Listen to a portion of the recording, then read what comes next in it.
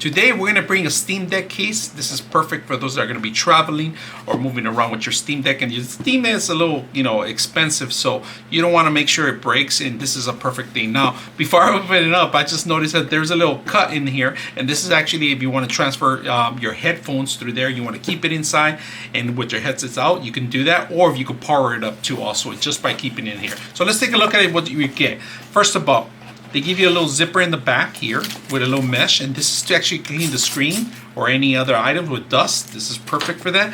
Now, in the center, it's all Velcro in here, and this is where you're actually going to set up your Steam Deck protected cover, if you guys can see that. Now, these are the straps that actually go on the outside of the Steam Deck, right? The actual case. On the actual strips here, if you guys can see, this is where you're going to put all your micro SD cards. So, if you have a Steam Deck that doesn't have the space and you have multiple games and you have them on the SD cards, you could actually just mount them up here. Very simple. So let's go ahead and bring a Steam Deck and set it up.